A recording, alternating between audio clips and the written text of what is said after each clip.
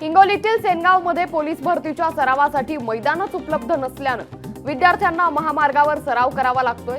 विद्यार्थी जीव धोक्यात घालून राज्य महामार्गावर सराव करतायत।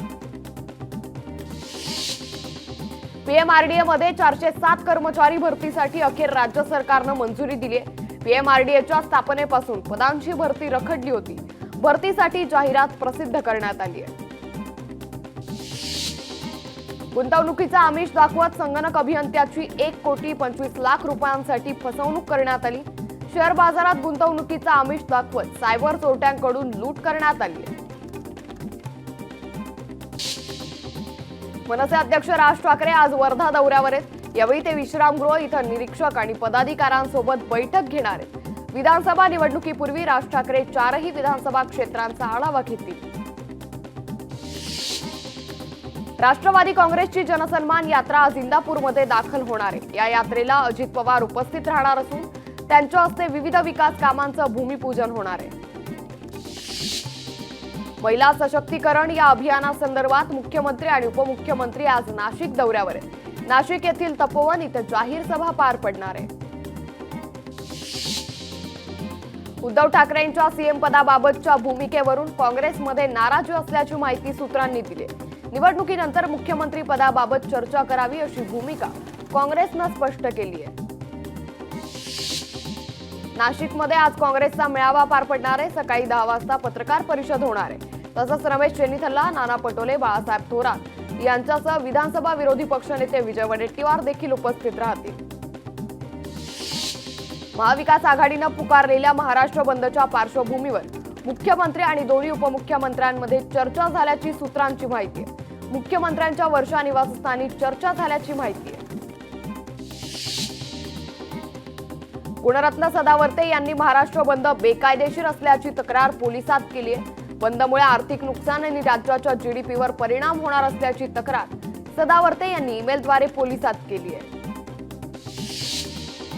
भाजपचे माजी ग्रामीण जिल्हाध्यक्ष समरजित घाटगे यांची आज राष्ट्रवादी शरद पवार पक्षाच्या पक्षप्रवेशाची भूमिका ठरण्याची शक्यता आहे। घाटगे यांनी आज कोल्हापूरच्या कागलमध्ये कार्यकर्त्यांचा मेळावा आयोजित केला आहे।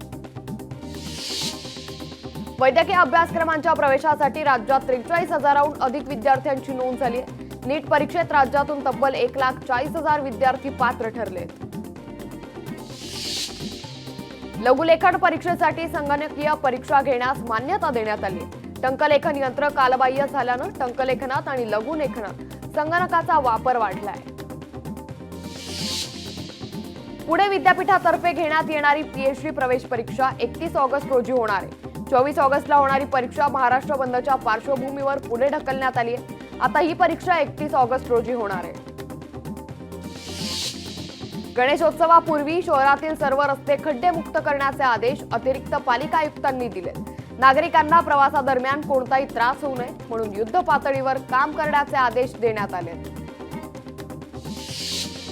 संजय गांधी राष्ट्रीय उद्यानातील झोपड्यांचं पुनर्वसन करण्याचे आदेश मुंबई उच्च न्यायालयानं राज्य सरकारला दिले। झोपडपट्ट्यांमुळे वन अधिकाऱ्यांना उद्यानाचं व्यवस्थापन करण्यात अडचणी येत असल्यानं हे आदेश देण्यात आले। वर्सोवा ते घाटकोपर मेट्रोच्या दैनंदिन प्रवासी संख्येनं 5 लाखांचा टप्पा पार केलाय। मागील 10 वर्षात एकूण प्रवाशांची संख्या 100 कोटींच्या घरात पोहोचली आहे। भारताचा विकास दर जून अखेर 6% निच्चांकी पातळीवर येईल असा अंदाज इक्रा संस्थेनं वर्तवलाय। शहरी ग्राहकांची घटलेल्या मागणीमुळे विकास दर निच्चांकी नोंदवेल असा अंदाज वर्तवण्यात आलाय। ताडोबा अंधारी व्याघ्र प्रकल्पातील वाघाचा एक व्हिडिओ समोर आलाय। पर्यटकांची जिप्सी चिखलात रुतली असताना त्या गाडीच्या भोवती वाघ फेरा मारत असल्याचं पाहायला मिळालं। रामदेगी परिसरातील हा व्हिडिओ असल्याचं सांगितलं जातंय। लोकशाही मराठी ऐका, पहा, जागरूक रहा।